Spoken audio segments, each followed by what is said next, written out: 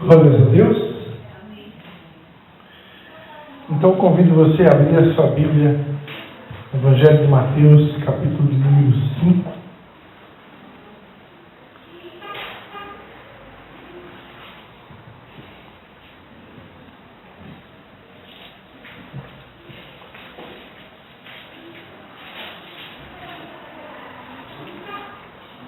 Evangelho de Mateus, capítulo de número 5. A gente vai ler do versículo 13 até o 16.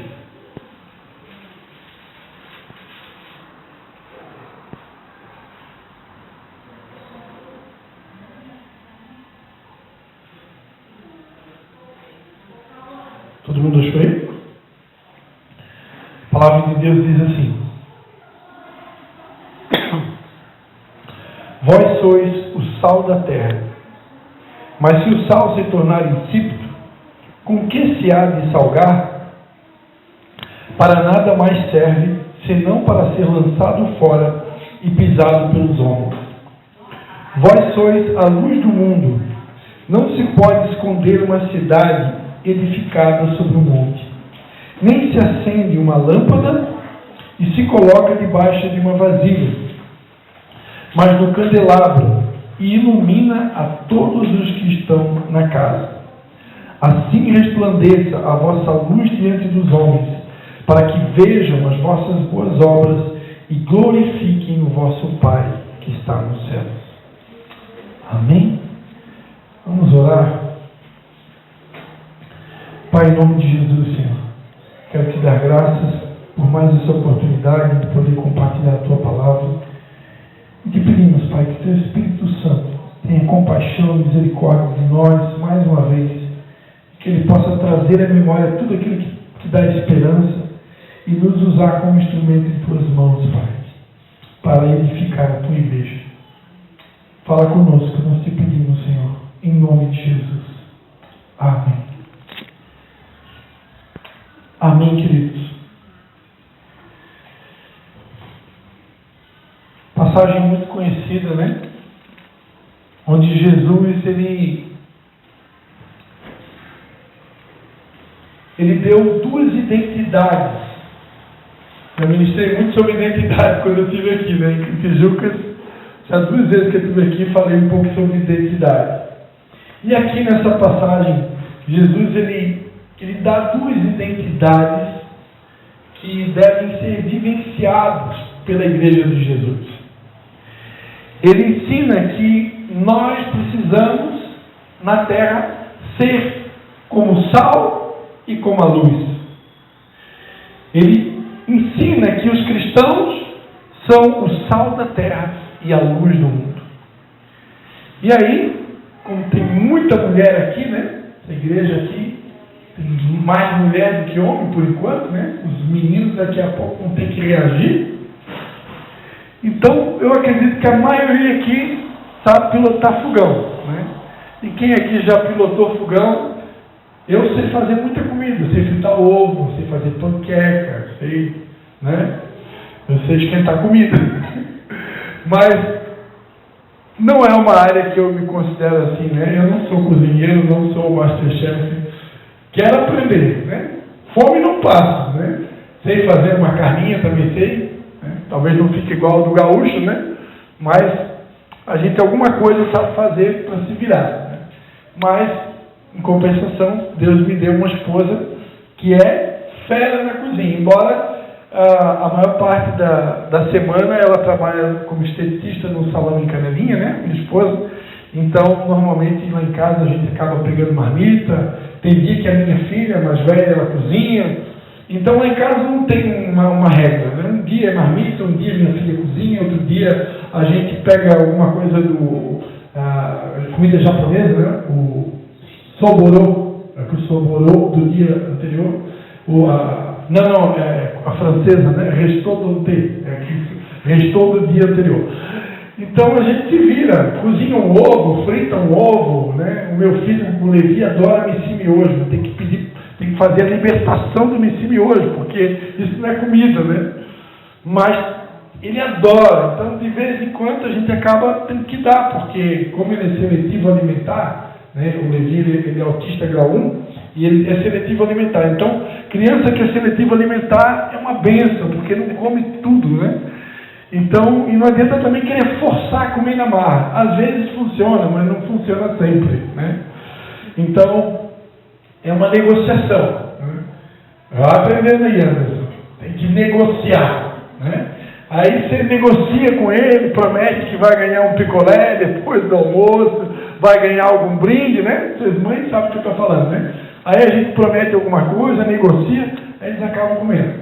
Hoje eu achei na minha geladeira, lá tinha hoje meio-dia, tinha uma comida pronta, que a gente pega num determinado local, né? Na verdade numa academia que tem lá, e aí já é uma comida toda balanceada, né? Tinha cenoura refogada, brócolis refogado, todo mundo vai jantar hoje depois do culto, né? Como é que é? Abóbora refogada, frango desfiado, temperadinho. Aí já está a comidinha pronta, né? Aí eu aqueci no micro-ondas. O Levi já tinha comido o miojo, já tinha comido alguma coisa de fruta lá, mas aí ele viu a comidinha diferente, né? Temperadinho.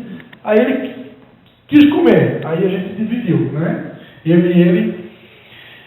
Mas enfim, toda mulher aqui sabe que quando vai fazer a comidinha, não pode faltar o sal. Por que não pode fazer o sal? Não pode faltar o sal, porque o sal tem a propriedade de dar o sabor para o alimento, né? Ninguém vai comer algo sem sal, porque uma comida insossa não tem graça, né?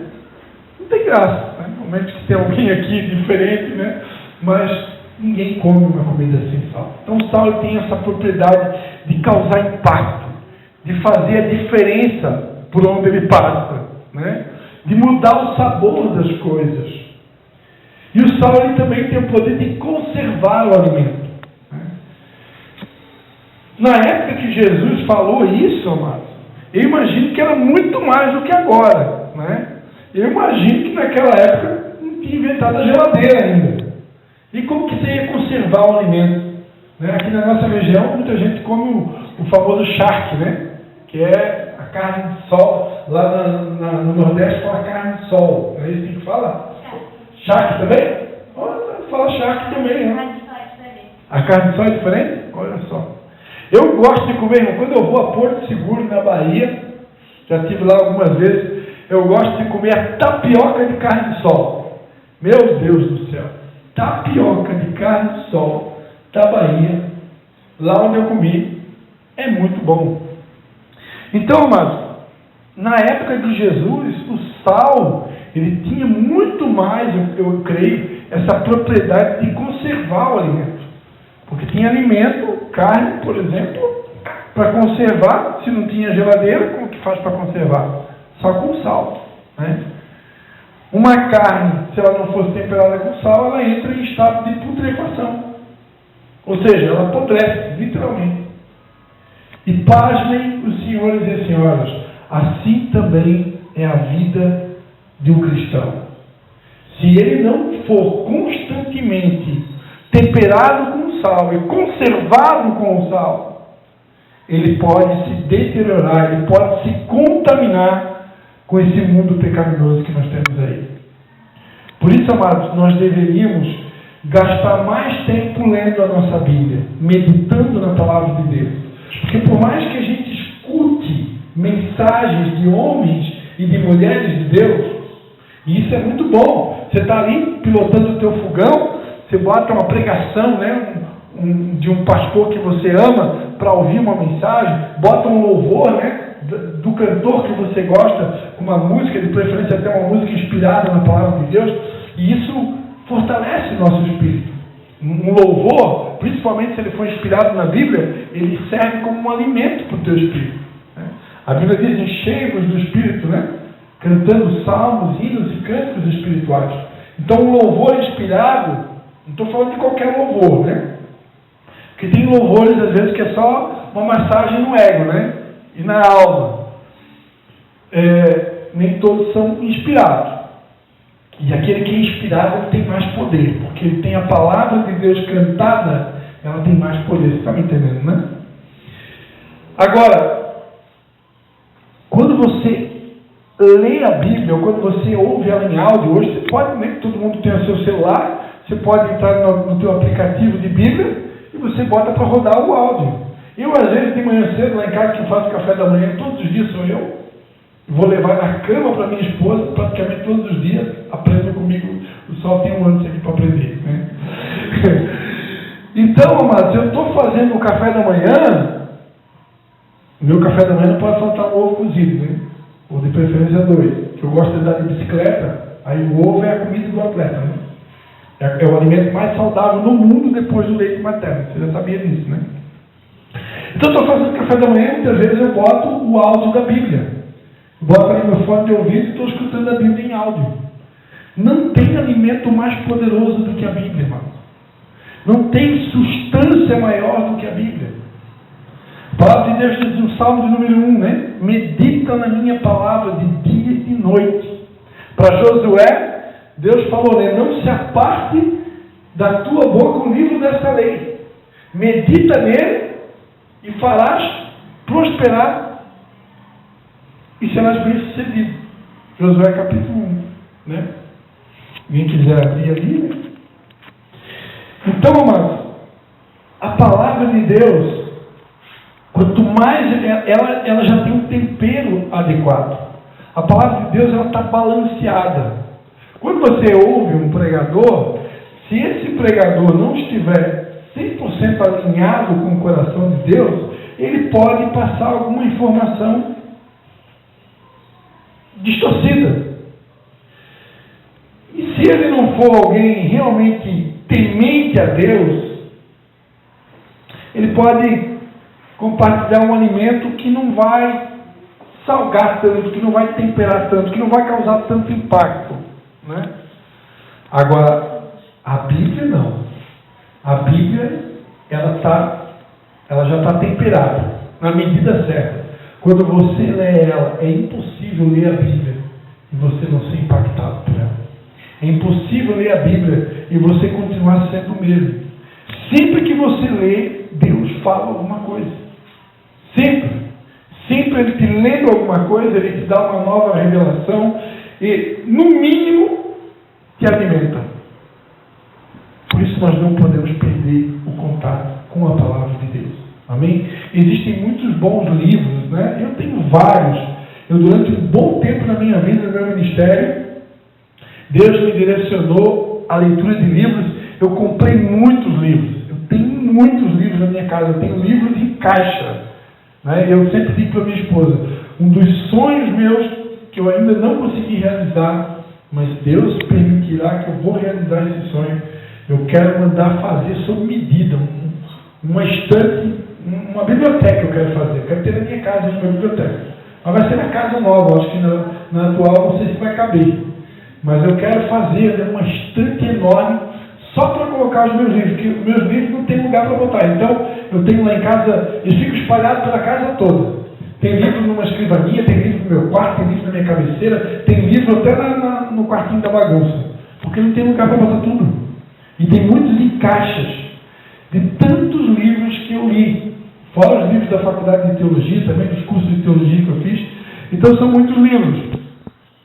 Então, livros bons, livros de autores cristãos, tem muitos no Brasil, principalmente autores que citam a Bíblia o tempo todo, são maravilhosos, porque alimentam também e levam a gente a um crescimento. Eu cresci muito na minha caminhada cristã lendo livros. Eu cresci muito porque os livros, muitos deles tratam de alguns assuntos específicos que você levaria mais tempo para aprender, né? Se você tivesse que cavucar sozinho, né? Buscando a face de Deus. E tem homens de Deus e mulheres de Deus que já tiveram algumas experiências, eles foram buscar a fundo em Deus e tiveram experiências com Deus e eles vão lá e dão um mastigadinho para você no livro. Então você não precisa ter a mesma experiência, passar por tudo que aquela pessoa passou. Às vezes ali no livro você já ganha de presente, né? Aquela pessoa já teve o trabalho de passar por você, né? E dá para você já digerir. Então, eu aprendi muita coisa com o livro. Muita coisa, né? Vou citar um exemplo aqui. A Bíblia não diz por tudo dai graças. A Bíblia diz em tudo dai graças. Porque tem gente que acha que tem que dar graça por tudo. Não é dar graça por tudo, é em tudo. É uma curiosidade, né? Às vezes cortou o dedo, né? E minha mãe ontem parece que estava pilotando lá o fogão, andou se furando lá e se machucou. Aí como é que você vai agradecer a Deus que fez um corte na sua mão, teve que ir para o hospital dar ponto, né? É complicado, né? Complicado agradecer a Deus por isso, né? Então, em tudo você dá graça, mas não necessariamente por tudo, né? Alguém faz um mal muito grande, né, para você ou para um filho, acontece uma catástrofe, você vai agradecer pela catástrofe, né? Acho que não tem lógica, né? Então, em tudo eu dou graças, né? Eu vou tomar o café da manhã, muito obrigado, Senhor, pelo café da manhã. Eu vou almoçar, muito obrigado. Senhor, muito obrigado pela minha esposa, muito obrigado pelos meus filhos, muito obrigado pelo meu trabalho, muito obrigado pelo meu emprego, muito obrigado pelo meu salário, muito obrigado pela minha família, muito obrigado pelo meu patrão, muito obrigado, muito obrigado, muito obrigado. Em tudo você vai agradecendo. Amém? Agora, apesar dos livros serem importantes e maravilhosos, nada se compara à palavra de Deus. Lâmpada para os meus pés, diz o Salmo 119, né? Lâmpada para os meus pés, luz para o meu caminho.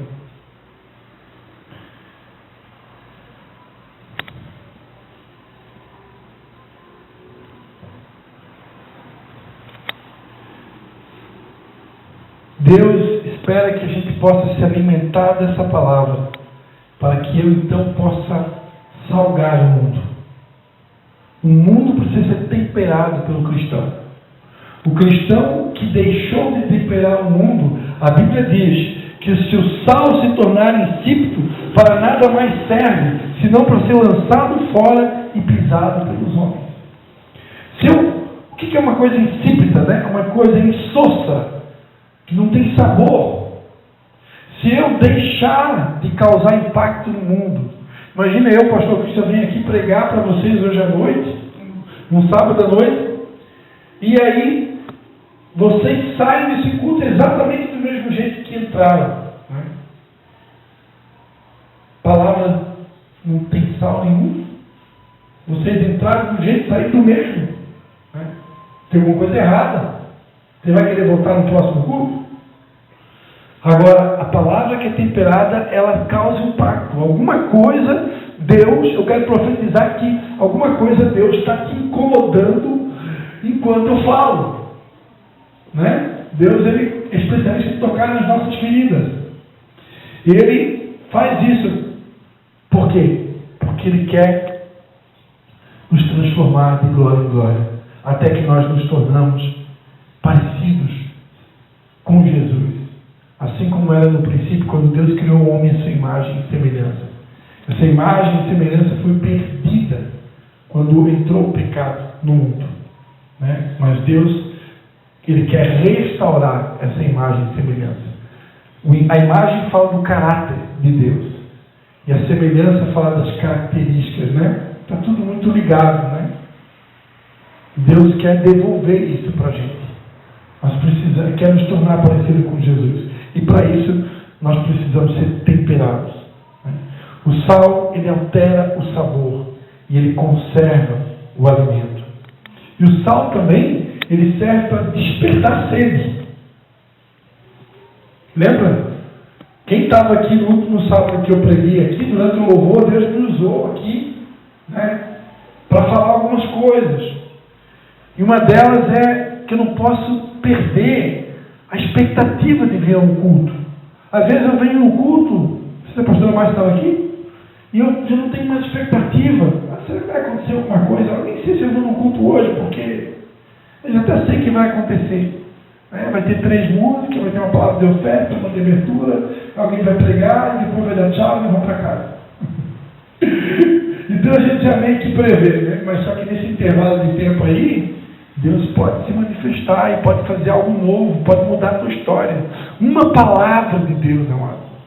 Uma palavra, só uma, não precisa ser muitas não, uma palavra de Deus pode mudar toda a nossa história, pode mudar o destino da nossa vida. Como é que eu sei isso? Só ler Gênesis 1. Né? A Bíblia diz que a terra era sem forma e vazia. Né? No original, essa palavra era, em hebraico, é estava, ou se tornou. Porque Deus não criou o mundo um caos. Ele criou perfeito, mas o mundo se tornou um caos. E eu creio que foi por causa da queda de Satanás aqui na terra, com os seus milhares de demônios. Né? Então a queda dele aqui, eu acredito que provocou um grande abalo, e por isso a terra veio a ficar sem forma e vazia. Ficou um caos. Resumindo, estava uma bagunça, zorra total. E aí o que Deus fez? Deus disse, haja luz. E tudo que estava em trevas começou a se organizar. Então aí agora a importância da luz. Assim como o sal é importante para causar impacto, para conservar, para alterar o sabor, para despertar sede por aqueles que perderam a sede e a fome por mais de Deus, a sede e a fome por mais da palavra de Deus, a sede e a fome por mais intimidade com Jesus. Assim a luz, amados, ela é necessária para colocar fim às trevas. O mundo que nós vivemos é um mundo de trevas. Eu ministrava na nossa célula, no nosso pequeno grupo, ontem à noite, na casa do meu sogro, de uma visão que a apóstola Patrícia, que foi nossa apóstola durante muitos anos, né, ela e o apóstolo Luiz Carlos, que já está com o Senhor, ela ministrou a inauguração. Eu fui pastor da Igreja Batista da Esperança, na cidade de Nova Trento, foi a primeira igreja que eu pastoreei. No ano de 2006, nós inauguramos, há quase 20 anos atrás, né? No ano de 2006, nós inauguramos a primeira Igreja Batista da Esperança em Nova Trento. E na inauguração, a apóstola Patrícia, ela compartilhou com a gente de uma visão que ela teve. Que ela via o município de Nova Trento todo no escuro. O município todo numa escuridão.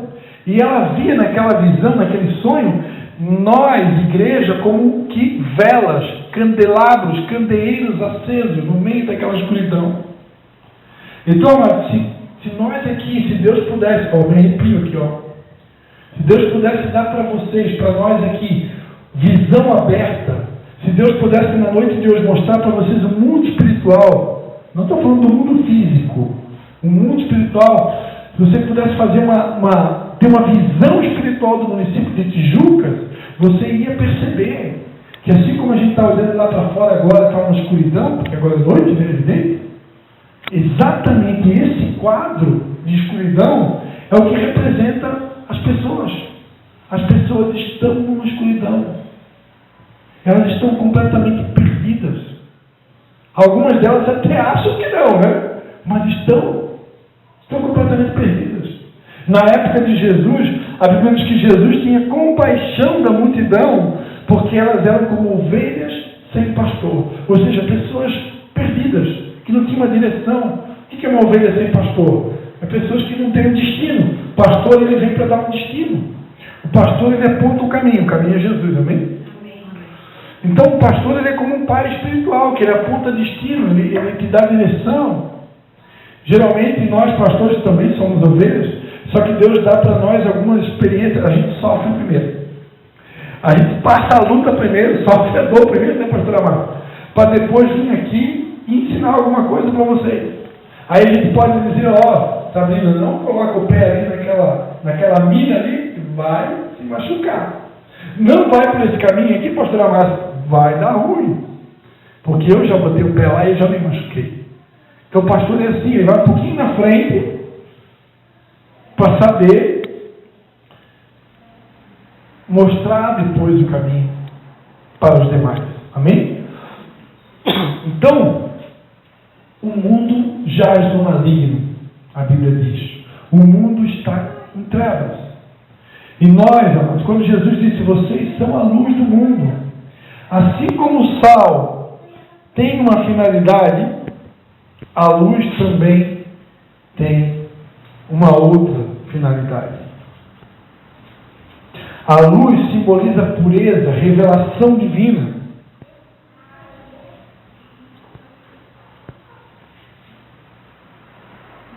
Uma vez eu fiz fiz, que eu vou fazer agora numa célula. Vou pedir para a irmã lá, aquela irmã abençoada, para ela por 30 segundos apagar as luzes aqui da igreja. Eu fiz isso numa célula há muitos anos atrás. Pode apagar tudo. Pode apagar tudo. Por favor, fiquem todos na sua cadeira, para ninguém vai sequestrar ninguém aqui agora. É só um teste.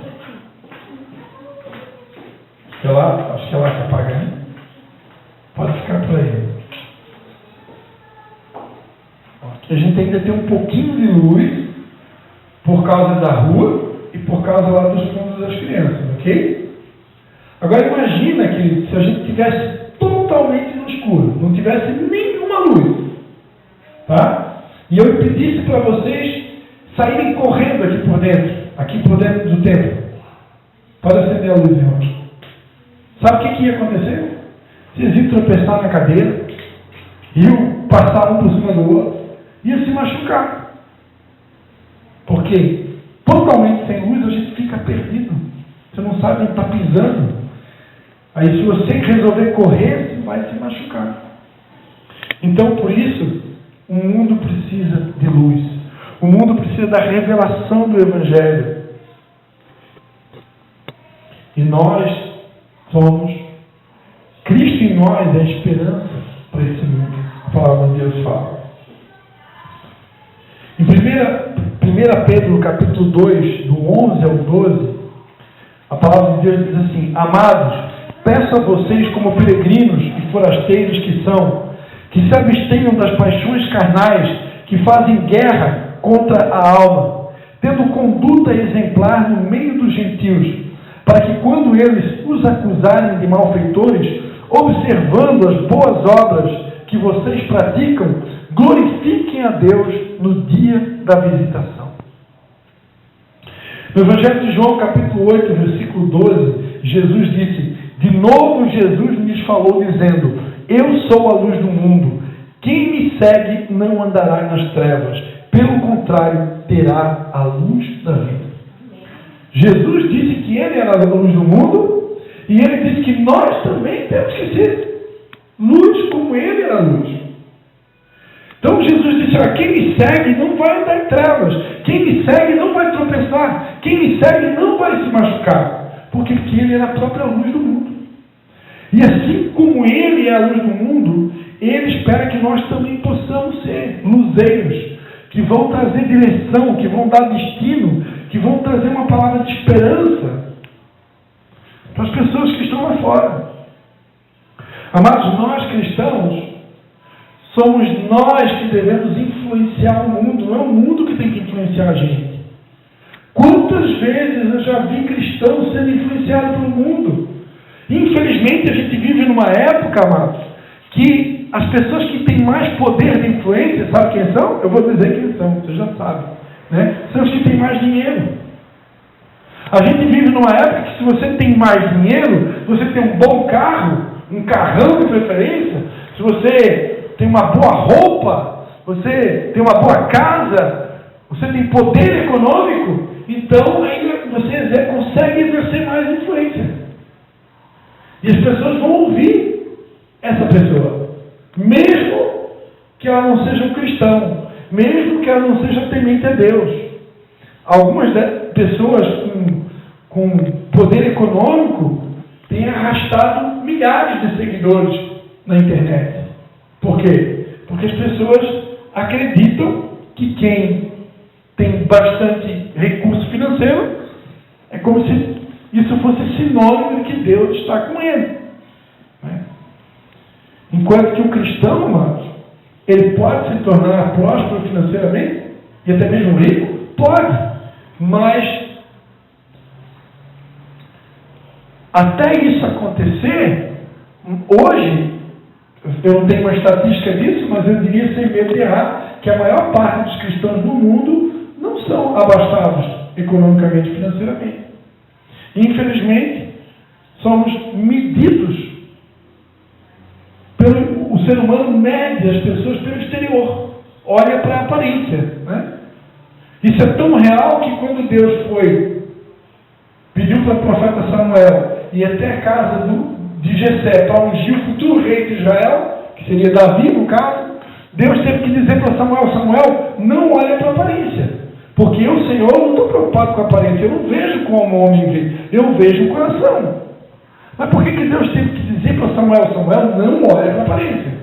Porque o ser humano naturalmente olha para a aparência. Então essa é a realidade do mundo. Pessoas olham para a aparência e se deixam ser conduzidas pela aparência. Por quem se veste bem, quem tem uma casa boa, quem tem um carro bom, né?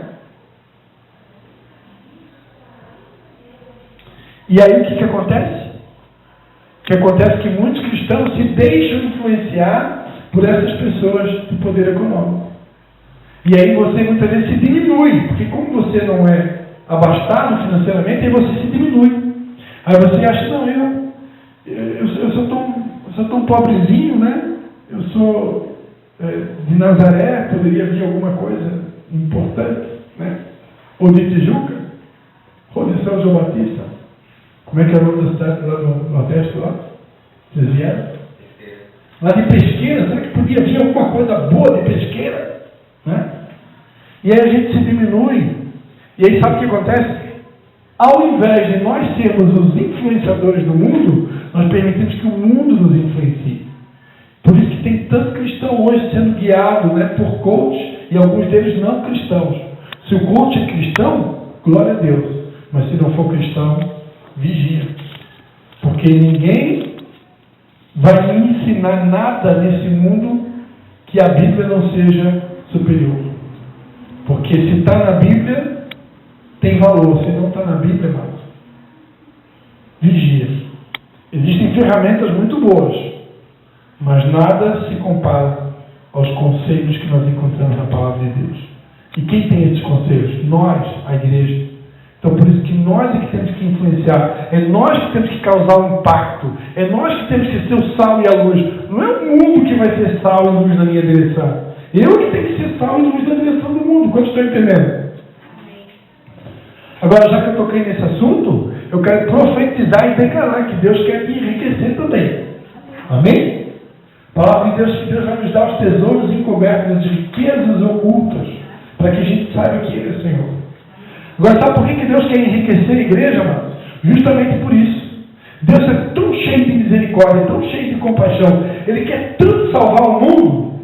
E Ele que é onisciente e sabe que no mundo as pessoas só dão crédito e dão ouvidos para quem tem poder econômico.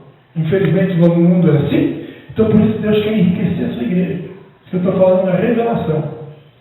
Deus quer enriquecer a igreja dele. Eu quero profetizar que Deus vai te prosperar muito, meu irmão. Amém? Mas faça a sua parte. Amém? Faça a sua parte. Seja generoso. Plante sementes do reino. Faça a sua parte. Trabalhe. Plante semente. Seja fiel. E Deus vai te prosperar. E Deus está muito interessado em prosperar a igreja, irmão. Deus está muito interessado em prosperar a igreja, porque Ele quer salvar a humanidade. E Ele sabe que como lá fora as pessoas olham para a aparência, Ele quer te dar condição de vestir bem, botar um sapato bom no pé, comprar uma roupa bonita, ir no salão de beleza fazer aquele cabelo, né? Fazer a unha, fazer a maquiagem, ter um carro bom para andar, uma casa boa. Deus quer nos abençoar, para que aí esse conteúdo que você carrega tenha muito mais poder de influência sobre as pessoas. Na época de Jesus, amados, na época de Jesus, ele andava a pé. Entrou em Jerusalém montado num jumentinho. E as pessoas ouviam ele, por causa da autoridade que ele tinha e dos sinais e maravilhas que ele fazia. Nos dias de hoje, amados, além de ter autoridade, além de você ser usado por Deus também para fazer milagres, sinais e maravilhas, você também precisa, de preferência, ter um bom poder econômico. Se você desejar alcançar algumas almas que uma pessoa comum não alcançaria. Porque, amados, Se eu quiser ganhar uma pessoa simples, desempregada, para Jesus, talvez não seja tão difícil. Agora, se você quiser ganhar o seu doutor, seu médico, seu advogado, para Jesus, é ou não é um pouquinho mais difícil? Por quê? Porque as pessoas estão te medindo não só aquilo que você fala, mas eles estão fazendo uma leitura de tudo. Estão olhando a tua roupa, estão olhando o teu vocabulário, estão olhando o que você tem e o que você não tem. Infelizmente, o mundo é assim. E porque Deus ama tanto o mundo, Ele deu Jesus em nosso lugar e Ele vai dar condição de você ser muito próspero. Diga, eu recebo, pastor. Para que você possa ganhar qualquer tipo de pessoa para Jesus. Nada vai ser limitação para você ganhar uma alma. Amém? Seria possível esconder uma cidade no topo de uma montanha? Não. De noite, sua luz pode ser vista a quilômetros de distância. Se vivermos para Cristo, brilharemos como luzes e mostraremos aos outros como Cristo realmente é. Mas escondemos a nossa luz. Sim, preste atenção, estou encerrando. Quando que nós escondemos a nossa luz? Nós escondemos a nossa luz quando nós ficamos calados. Quando temos a oportunidade de pregar o Evangelho, de falar para as pessoas e nós não falamos. Nós escondemos a nossa luz se nós nos juntarmos à multidão e nos comportarmos como a multidão. Eu não sou mais sal, eu não sou mais luz, eu não causo mais a diferença. Eu me misturei com a multidão e eu sou como um deles. Lembra quando Jesus foi preso e algumas pessoas disseram para Pedro, olha, ele era um deles. E Pedro disse, não, eu não sou um deles. E a outra pessoa disse, não, você se comporta como um deles. Aí Pedro disse, não, eu não me comporto não. Aí uma outra pessoa, não, você é um deles. Aí Pedro, pela terceira vez, né? Não, eu não era um deles. Só que Pedro, ele estava tão impregnado de Jesus na vida dele, o tempo que ele passou com Jesus, ele já estava tão parecido, ele já tinha tantas características, que não teve como ele se esconder, não tinha mais como ele negar a luz que estava sobre ele. Por mais que Pedro estava prestes a negar Cristo 3 vezes, mas ele já tinha uma parte do DNA dele igual a de Jesus. Então não tinha mais como esconder uma luz. Você está entendendo? Quando você fica parecido com Jesus, não dá mais para se misturar com a multidão. Negamos a luz se deixarmos que o pecado escureça a luz que é em nós. Negamos a luz se não explicarmos aos outros a origem da nossa luz. Um texto que eu amo na Bíblia, amados, que todo crente deveria saber de cabeça. 1 Pedro 3,15. 1 Pedro 3,15. A palavra de Deus diz: antes santificai a Cristo como Senhor em vossos corações. Estais sempre preparados para responder com mansidão e temor a todos aqueles que vos pedir a razão da esperança que há em vós. Quem está dizendo aqui? Que eu tenho que estar sempre preparado para responder com mansidão e temor a razão da esperança que há em mim. Então o cristão, ele sempre tem que estar preparado para trazer uma palavra de consolo, de ânimo, de força, de encorajamento, de luz. Tem que estar sempre pronto. Eu vou esconder a luz, eu vou negar a luz também, se eu ignorar a necessidade das pessoas. Fique de pé. Quero orar por você, amém? Deus deseja fazer de nós verdadeiros faróis. Não sei se a pastora Márcia consegue colocar para nós, né? Tem uma música que tocou muitos anos aqui no Brasil, uma música da pastora Aline Barros, e a música dizia, né? Sonda-me, o nome da música, e a letra da música dizia, né? Ou diz, como um farol que brilha à noite, como ponte sobre as águas, como abrigo no deserto. Como um farol que brilha à noite, como ponte sobre as águas, como abrigo no deserto, como flecha que acerta o alvo. Eu quero ser usado da maneira que te agrada, em qualquer hora, em qualquer lugar. Eis aqui a minha vida, usa-me, Senhor. Feche seus olhos nesse momento. Enquanto a pastora Márcia coloca a música, vamos cantar essa música. E me conhece, quebranta meu coração. Transforma-me com sol, na sua palavra. Deixe-me até mim, se ache só aqui, então. Bem alto, vem comigo.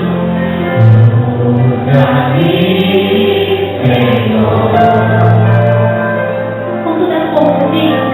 Usa-me como um farol que brilha à noite, como ponte sobre as águas, como abrigo no deserto, como flecha que acerta o alvo. Quero ser usado da maneira que te agrada, em qualquer hora, em qualquer lugar. Eis aqui a minha vida, usa-me, Senhor, usa-me, Senhor, e me conhece. Diga vocês agora. Quebranta meu coração. Deixa o Senhor te transforma-me com sol, na tua palavra. Enche-me até mim, e ache só aqui. Então, todo mundo de Deus, levanta a tua mão bem alto e diga. Usa-me, Senhor, usa-me como um farol que brilha à noite, como ponte sobre as águas, como abrigo no deserto, como flecha que acerta o alvo. Quero ser usado da maneira que te agrada, em qualquer hora, em qualquer lugar. Essa é minha vida. Ô papai, usa-nos, Senhor. Ó Senhor Jesus, o Senhor declarou que nós somos o sal da terra e a luz do mundo, Pai. Nós não podemos esconder essa luz, Senhor. Nós não podemos deixar de salgar, Senhor. A Tua palavra diz que ninguém acende uma lâmpada e coloca debaixo de uma mesa, mas coloca num lugar alto para que possa iluminar a todos. Assim nós devemos brilhar. A nossa luz deve brilhar diante dos homens, para que eles possam ver as nossas boas obras e assim possam glorificar o nosso Deus. Pai, em nome de Jesus, derrama nessa noite essa unção de causar impacto, essa luz sobre os teus filhos nesse lugar. Que eu quero convidar você a vir aqui na frente. Você que quer receber desse poder, dessa autoridade, dessa graça. Você que quer realmente causar impacto por onde você vai. Você que não quer ser um crente insosso. Você que não quer ser um cristão de qualquer, mas você quer ser alguém como sal, alguém que vai causar impacto, alguém que vai causar sabor, alguém que vai ser usado para conservar vidas, alguém que vai trazer luz em meio às trevas, em meio a essa escuridão que há no mundo. Eu quero orar por você que quer isso para a tua vida. Você que quer ser esse sal, que quer ser essa luz, que quer causar impacto, que quer iluminar por onde passar. Eu quero orar por você, amém? Pai, em nome de Jesus, eu quero colocar diante do teu trono a tua igreja na noite de hoje, Pai. Quero colocar diante do teu trono a tua noiva, Senhor.